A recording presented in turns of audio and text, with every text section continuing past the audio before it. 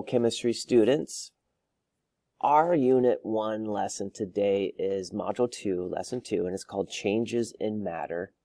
And for us, we're going to have two focus questions. The first question is, what is the difference between chemical and physical change? And the second focus question is, what happens to mass of a substance during a physical or chemical change? The big word or the key word here is change. That's what we really want to kind of pay attention to when we're talking about this topic. And we're really in chemistry, we break it down into two different types of changes. We can talk about physical change or chemical change of a substance. The first one we want to discuss is physical change. So for instance, in a physical change, what we're really doing is we're just messing with a matter, but we're not changing the composition of it. That's the key term there, is composition. So with this piggy bank, if we were to crush this piggy bank or hit it with a hammer, really it's not changing the composition at all. So whenever we do something to that piggy bank and it doesn't change the composition of what it's made out of, it's considered to be a physical change. So just crushing it with a hammer is considered to be a physical change, because if we could go and gather all those pieces together, it's still a piggy bank. It's still made out of the same substance or the same composition. So we're not changing the composition anytime we're dealing with the physical change. So some terms that we can use to describe physical change. So remember, it's all of these different things that we could do to something like breaking or shredding or chopping. Any one of those that we use or do on a substance, we don't change the composition of it. So like mixing, if you mix something together, like a salad, if you mix salad together, you still have salad. It's still the same substance. It's still made out of the same composition. Or if you're crushing it, like the piggy bank, or dissolving, like you put sugar in water, it just dissolves in the water, but you still have water and sugar. It's not a new substance altogether. There's something that a lot of times students get a little confused about, and that has to do with if it's a physical change. Maybe you might have a phase change. An example of a phase change, most of you are familiar with like taking a solid, like right here, and then turning it into liquid, or a liquid turning into a gas. We see this with water quite often. But each one of these processes is called a phase change. And so like our solid right here, our water could change into, or excuse me, our ice could change into liquid water right here by going through this process. Each one of these arrows has their own specific name to describe that phase change. And you can see those names right here. But in chemistry, when we're talking about phase changes, we're talking about a physical change because it's still the same substance. The composition of it is still the same. So the ice right here that we started with is H2O, or it's water. It's just in a solid form, and then it changes into a liquid form over here, but it's still composed of the same substance. So phase changes are considered to be physical changes. How we show that in chemistry is, for instance, if we're looking at this image, we can see the ice is melting. It's changing to liquid water. Well, the way we symbolize that in chemistry is we would just say H2O in a solid form is changing. So their arrow right here says that it's the beginning, is turning into a liquid form. Another example could be like if you have dry ice and you put it in some warm water, the dry ice turns from a solid directly into a gaseous state. So this is how you would symbolize that in chemistry.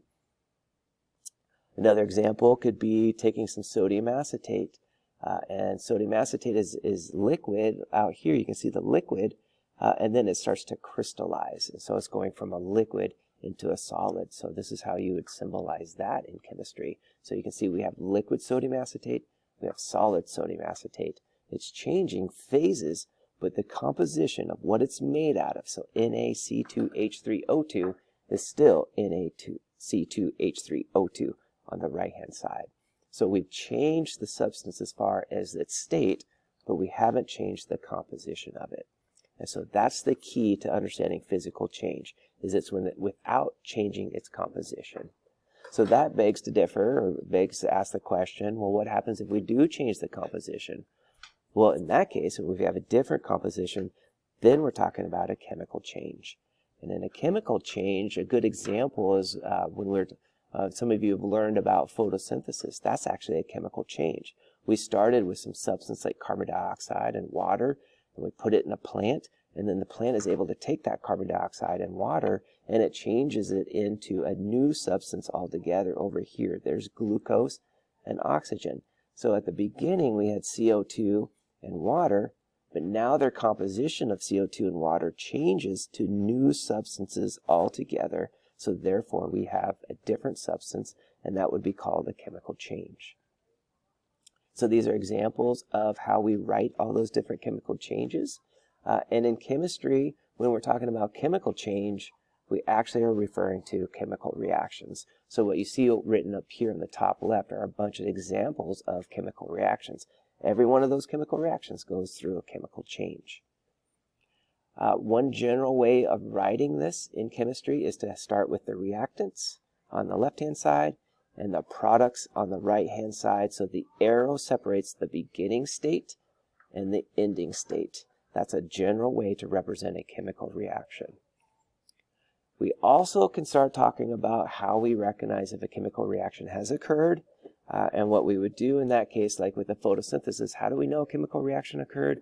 Well, we have to look for evidence for a chemical reaction to happen. And typically we look for about roughly 5. Some people argue that there's different amounts of things you could look for. But if you see a color change, light formation, gas bubbles forming, a temperature change, or a precipitate forming, then that's indication of evidence of a chemical change that might have occurred. It doesn't prove that the reaction was a chemical change, but it just gives you evidence that it could happen. The only way to determine if it really was a chemical change is you have to do further tests. And what you have to do is you have to test the different products or the reactants and look at their chemical and physical properties and determine, is it the same substance that you started with, or do you have a completely new substance altogether?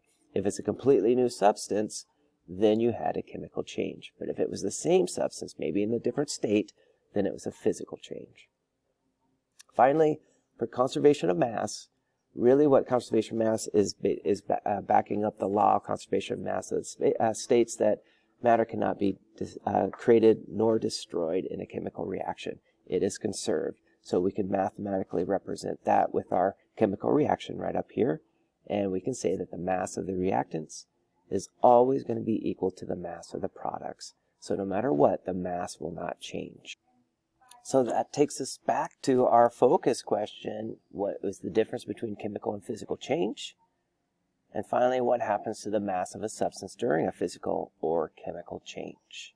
I want to thank you for watching this video, and good luck with your guided notes.